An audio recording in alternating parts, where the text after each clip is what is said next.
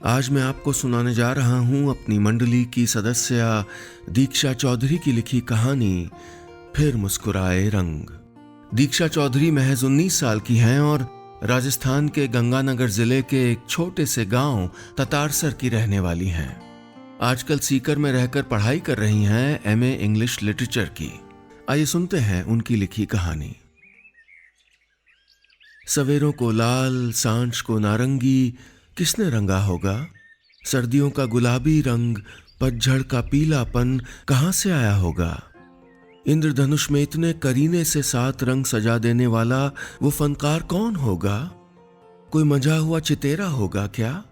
नहीं, जरूर वो आसमान के उस तरफ शहर की एक पुरानी सी गली में रहने वाला कोई बूढ़ा सा रंगरेज होगा। डोरी से बंधा चश्मा गले में लटकाए, छींट वाला कुर्ता पहने जिस पर हर रोज एक नए रंग का धब्बा जुड़ता जाता है, उबालता होगा कढ़ाई में चटख रंग। उबलते घोल में घंटों छड़ी फिराता रहता होगा। गुनगुनाता होगा कोई गीत और फिर रंग देता होगा हर मौसम, हर पहर, हर नजारा मनचाहे रंग में, कभी न छूटने वाले गूढ़ रंग में। अपने इन्हीं ख्यालों में उलझा मैं दुपट्टों के ढेर से दुपट्टे छांट रहा था।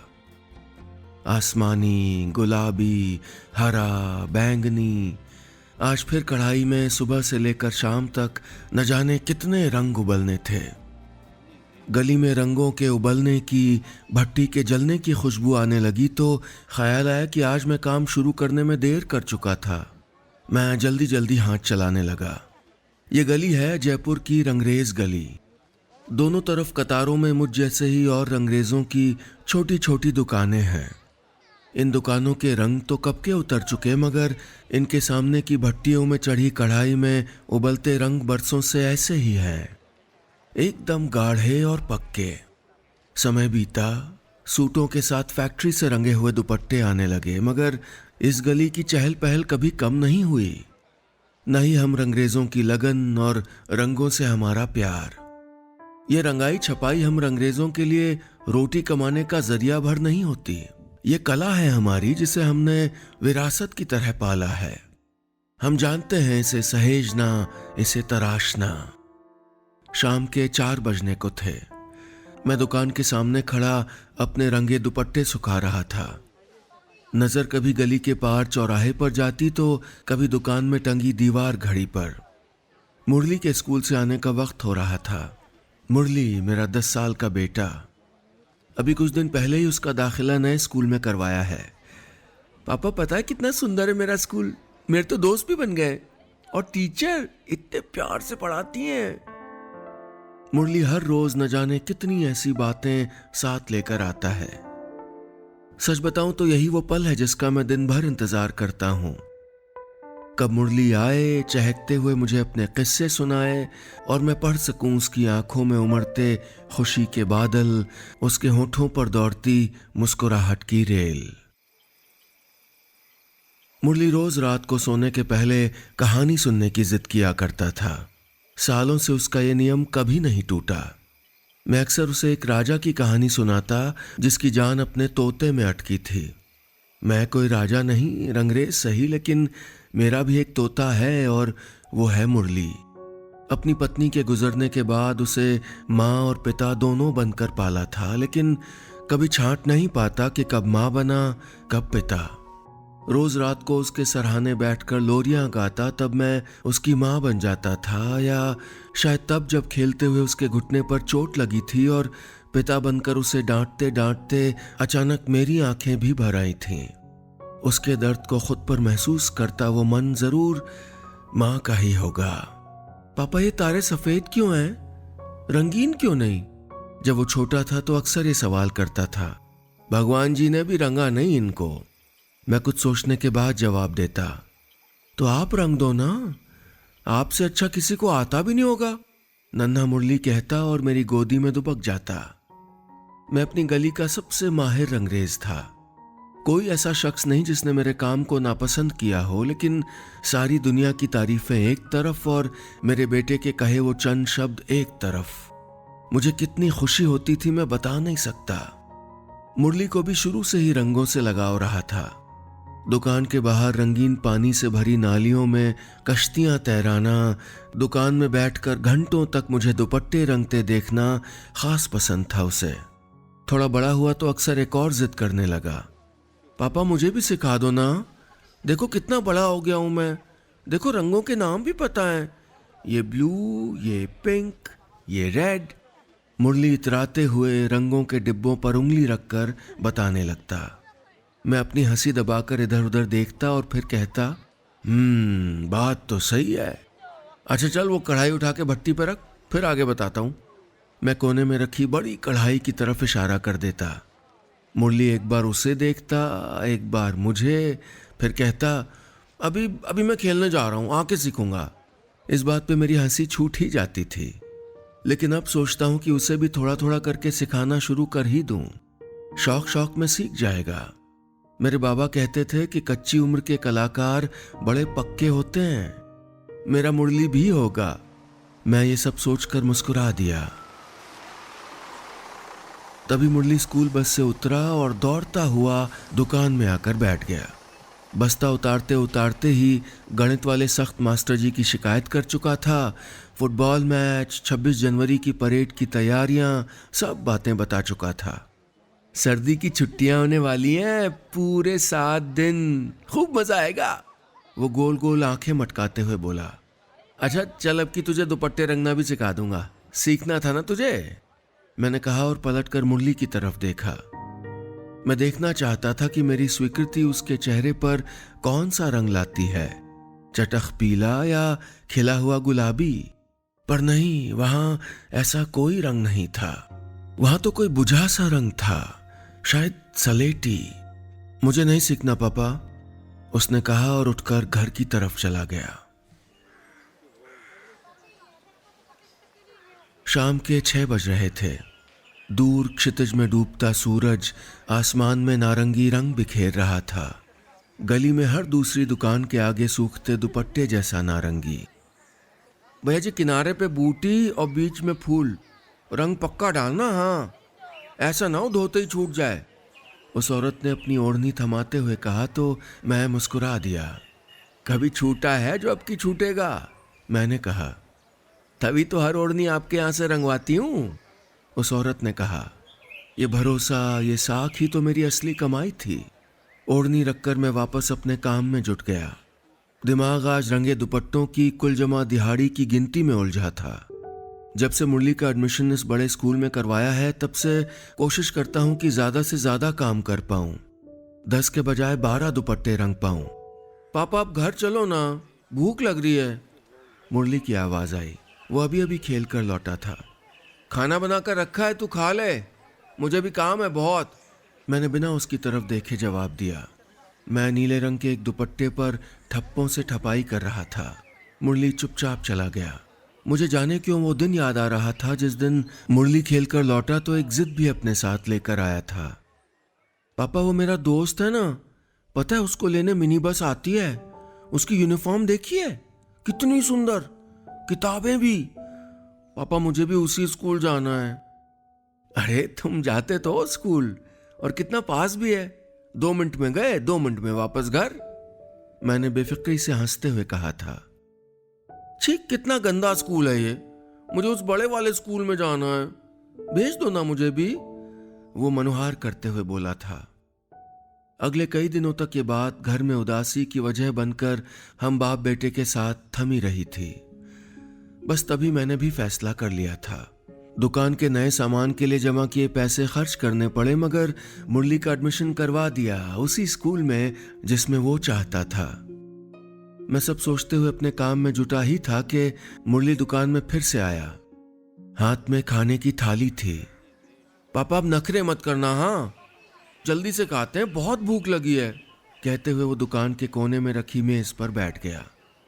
अरे तू यहाँ क्यों ले आया, तू खा लेता ना, मैंने कहा। अरे कैसे खा लेता, आपको भी तो लगी होगी भूख। सुनकर मन का कोई कोना भीग गया था जैसे। हम जिनकी परवाह में जिंदगी खर्च कर दें, उनका भी यूं बात बेबात हमारी फिक्र करना अच्छा लगता है ना। मैं उसके साथ बैठ गया और ये पहला निवाला मुरली का। रोज के नियम के मुताबिक मैं उसे कौर खिलाने ही वाला था कि वो बोल पड़ा, पापा मैं खुद से खा लूंगा, आपके नाखूनों में देखो कितना रंग लगा है, आप कभी ध्यान ही नहीं देते। उस दिन टिफिन पे भी आपने रंग लगा दिया था, सब मजाक बना रहे थे मेरा। उसकी आवाज में अचानक ये बेरुखी कैसी थी, वो भी रंग को लेकर। लगातार दूसरी बार मुरली का बदला बर्ताव। मैं तय नहीं कर पा रहा था कि ये सिर्फ उसकी नादानी थी या सच में उसके भीतर पलती किसी गहरी बात के सुराग। मुरली के मन में क्या चल रहा था मैं नहीं जानता, मगर जो भी था बहुत गहरा था और शायद पैना भी। मैं महसूस कर सकता था उसकी हर बात में। वो चिड़चिड़ा सा रहने लगा था, खासकर तब जब दुकान पर आता था या जब मैं रंगों की कोई बात करता। आज छुट्टियों के बाद फिर से स्कूल खुले थे। मुरली मेरे सामने बैठा जल्दी जल्दी दलिया खा रहा था। चमकती हुई यूनिफॉर्म में, तेल लगाकर कंघी किए बाल। मैं एकटक उसकी तरफ देख रहा था।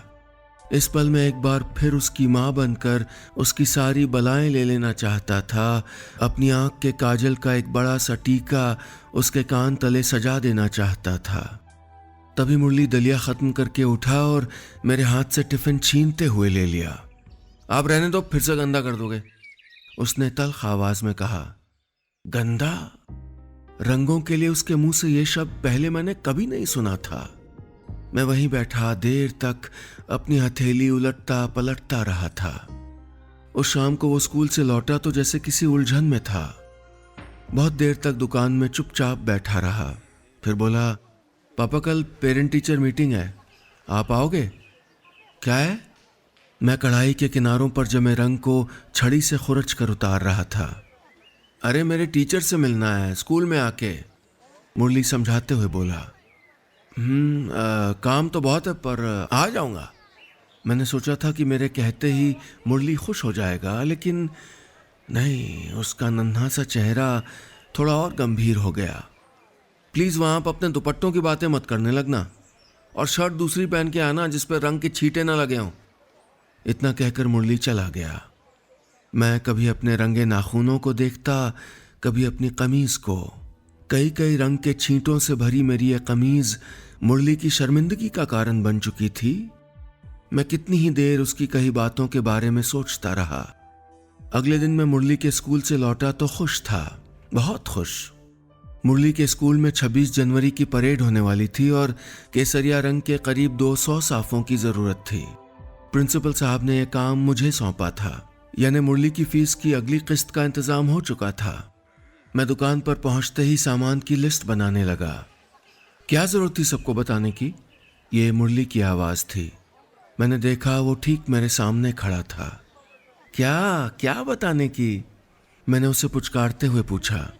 मैंने समझाया था ना आपको, मेरे सब दोस्त हंसेंगे, मुरली सिसकते हुए बोला। अरे किस बात पे हंसेंगे? मैंने फिर से पूछा। आप रंगरेज हो, और किस पे? तो इसमें हंसने की क्या बात है? मैं मुश्किल से अपनी कांपती आवाज को संभाल पा रहा था। हंसने की तो बात है। पता है सबके पापा कितनी बड़ी बड़ी नौकरियां करते हैं, कितनी बड़ी बड़ी गाड़ियों में लेने आते हैं, और एक आप। मुरली कहते कहते रुक गया। मुरली तुम्हें सच में ऐसा लगता है? मैंने फिर पूछा। काश के मेरे बार बार पूछने से बदल जाता इस सवाल का जवाब, पर नहीं। मुरली कुछ नहीं बोला। उसकी भरी आंखें सब कह गई थीं। हाँ, वो शर्मिंदा था मुझसे, मेरे रंगरेज होने से। मुरली जब छोटा था दिन भर मेरे साथ दुकान पर बैठा रहता था। मुझे दुपट्टे रंगते देखना उसे दोस्तों के साथ खेलने से भी ज्यादा पसंद था। पापा आप कैसे जादू करते हो ना, सब एकदम सुंदर बना देते हो, नन्हा सा मुरली कहता और फिर जिद करने लगता कि उसे भी जादूगर बनना है। वो अक्सर रुमाल पर मोर बनाना सीखने की जिद करता था। मैं उसे सिखाने लगता। हंसते मुस्कुराते कैसे बीत जाते थे दिन। मैं सोचते सोचते उदास हो गया। मुरली इतना कब बदल गया और क्यों? उसे कब एक रंगरेज का बेटा होने में शर्मिंदगी महसूस होने लगी? मुझे एक एक करके वो सारी बातें याद आ रही थीं जिनका मतलब मैं पहले समझ ही नहीं पाया था। मतलब मुरली के जूते पर रंग की एक बूंद गिर जाने से उसके इतना बिगड़ जाने का, मेरे हाथ से खाना तक खाने से इतना इनकार करने का, अपने स्कूल बुलाने से पहले इतनी हिदायतें देने का कि मैं क्या बात करूं क्या बात नहीं। इतना अविश्वास कब उपजा उसके भीतर। मुझे याद आ रहा था कि क्यों वो उस दिन अपने दोस्त को दुकान पर रुकने नहीं दे रहा था। अंकल, आपने ये कैसे सीखा और आपको कैसे याद रहता कि कितना कलर डालने से परफेक्ट पिंक होगा या परफेक्ट ब्लू? उसका दोस्त बड़ी जिज्ञासा से पूछ रहा था, लेकिन मैं कुछ जवाब देता इससे पहले ही मुरली बोला था, चलो ना पार्क में खेलते हैं, चलो, और उसको अपने साथ ले गया था। मुरली के साथ स्कूल में पढ़ने वाले तमाम बच्चे उसके जैसे नहीं थे। किसी के पापा डॉक्टर थे तो किसी के सरकारी नौकरी में। शायद यही वजह थी कि जब स्कूल बदला तो मुरली भी बदल गया। उसे छोटा महसूस होता होगा ना? क्या सच में बच्चे उसका मजाक उड़ाते होंगे, हंसते होंगे उस पर? तब क्या करता होगा वो? मैं सोचता और जहन में कई हंसते चेहरों के बीच उदास शर्म से नजरें झुकाए बैठे मुरली का चेहरा उभरने लगता। उस दिन के बाद मुरली और मेरे बीच जैसे कोई अनदेखी सी दीवार खड़ी हो गई थी। रात के खाने पर पहले दिन भर की बातें होती थीं, उसके स्कूल की, मेरी दुकान की, पर अब वहां एक उदास चुप्पी आ बैठी थी। सच कहूं तो मुझे डर लगा रहता था कि कब मेरी किसी बात पर वो मुझे टोक देगा। आजकल दुपट्टों पर चढ़ते रंग भी कुछ फीके से रहते थे, जैसे वो भी मुझसे रूठ गए हों या शायद मैं उनसे। अपने इसी अनमनेपन में मैंने उस ओढ़नी को गलत रंग में रंग दिया था। कितनी बिगड़ी थी वो औरत मुझ पर। भाई जी, साफ साफ कहा था ना आपसे, कर दी ना ओढ़नी खराब, पता कितनी महंगी थी। मैं चुपचाप गर्दन झुकाए किसी अपराधी सा खड़ा था। सालों की साख हाथ से फिसलते हुए देख रहा था। अगल बगल की दुकानों के कुछ रंगरेज भी मुझे देख रहे थे। तभी मैंने देखा कि कुछ दूर खड़ा मुरली भी मुझे देख रहा था। उसकी गोल गोल आंखों में उदासी देखी थी मैंने। घुंघराले बालों से ढका माथा शिकन से भरा था। कुछ देर बाद जब वो औरत चली गई तो मुरली मेरे पास आया और बोला, पापा, वो स्कूल के साफों वाले ऑर्डर के लिए मना कर दीजिए। जिंदगी कैसे दो राहें पे ले आई थी मुझे। पिता खुद आसमान हो जाना चाहते हैं ताकि बच्चे अपने पंख फैला सकें। वो मजबूत तना हो जाना चाहते हैं ताकि अमरबेल की तरह बढ़ते बच्चे सहारा पा सकें। जरूरत पड़ने पर वो हर किरदार, हर रूप में ढलने को राजी रहते हैं। पर ये इतना आसान नहीं होता। मैं भी एक ऐसे ही मुश्किल मोड़ पर खड़ा था। मुरली नहीं चाहता था कि मैं उसके स्कूल में साफे पहुंचाऊं। मैं भी नहीं चाहता था कि उसकी शर्मिंदगी और बढ़ाऊं, लेकिन अगर ना कर दूंगा तो उसकी फीस का इंतजाम कैसे होगा? मैं दिन भर इन्हीं सवालों में उलझा रहा। फिर फैसला किया कि मैं ना नहीं कहूंगा, झेल लूंगा थोड़ी और नाराजगी। 26 जनवरी का दिन जैसे जैसे करीब आ रहा था, मैं साफे तैयार करने की अपनी रफ्तार बढ़ाता जा रहा था। हर सुबह भट्टी थोड़ा जल्दी जल जाती, कढ़ाई में दिन भर केसरिया रंग घुलता और ठीक एक दिन पहले मैं जैसे तैसे काम निपटा पाया। बिना मुरली को खबर दिए मैंने साफे स्कूल पहुंचा दिए, लेकिन भीतर ही भीतर घबरा रहा था। दुआ कर रहा था कि उसको किसी से कुछ सुनना न पड़े, मेरा बच्चा मेरी वजह से नीचा न महसूस करे। मेरा मन भारी हुआ जा रहा था। मैं दुकान में बैठा बस सोचता रहा कि मुरली स्कूल से आकर क्या कहेगा। शायद बहुत गुस्सा करेगा। पिछले कई महीनों से स्कूल से शिकायतों के साथ ही तो लौटता है वो। मुझे जिंदगी में पहली बार अपने रंगरेज होने पर खीज हुई। मैं सोचने लगा कि मैं कुछ और नहीं कर सकता था क्या? कोई छोटी मोटी नौकरी किसी दुकान पर या कहीं और? शायद तब मुरली को इतनी शर्मिंदगी न उठानी पड़ती। पर अगले ही पल मुझे लगा जैसे कढ़ाई में उबलता रंगीन घोल, वो छड़ी जिसे मैं सालों से इस्तेमाल करता हूँ, अलमारी में रखे रंगों के डिब्बे, मेरी दुकान में रखी हर एक चीज मुझे घूर रही थी, मुझसे सवाल पूछ रही थी। शाम के 4 बज रहे थे। मैं अनमना सा अपने काम में जुटा था। मुरली स्कूल से लौट आया और दुकान में आकर बैठ गया। कितनी ही देर बस चुपचाप बैठा रहा, मुझे काम करते हुए देखता रहा। कैसा था प्रोग्राम और परेड? मैंने पूछा। अच्छा था, मुरली बोला। सब कितनी तारीफ कर रहे थे। तुम्हारे परेड की? मैंने पूछा। नहीं, आपके रंगे साफों की, उसने धीमे से कहा। मैं हैरान सा उसकी तरफ देखने लगा। सब कह रहे थे कि आप आर्टिस्ट हो, आर्टिस्ट। कमाल कर दिया आपने। प्रिंसिपल सर ने आपका नाम अनाउंस कराया। उसकी बात सुनकर मैं हल्का सा मुस्कुरा दिया। भीतर जो दरका था उसे सुधारने के लिए कितनी कम पड़ गई थी ये बातें। रात को मेरी हल्की सी आंख लगी ही थी कि मुरली अचानक मेरी रजाई में आया और मुझसे लिपट गया। क्या हुआ मुरली? मैं घबरा गया। उसका माथा छूकर देखा, कहीं तबीयत तो खराब नहीं थी। सॉरी पापा, मैंने बहुत बुरा बुरा बोला ना आपको। मैं हूं ही बेवकूफ, आप बहुत अच्छे हो, आपका काम भी। मुरली बोलता जा रहा था। उस दिन आंटी ने आपको कितना डांटा, मुझे बिल्कुल अच्छा नहीं लगा। मन कर रहा था उनको डांट दूं। मुरली सिसकने लगा था। पापा आप आना मेरे स्कूल, सब मिलना चाहते हैं आपसे। मैंने उसका माथा चूम लिया। पागल, मैंने हंसते हुए कहा। अंधेरी सर्द रात ने सिर्फ मेरी हंसी सुनी होगी। उसे नहीं दिखी होंगी मेरी भीगी पलकें और बार बार आसमान के उस तरफ वाले रंगरेज का शुक्रिया अदा करता इस रंगरेज का मन।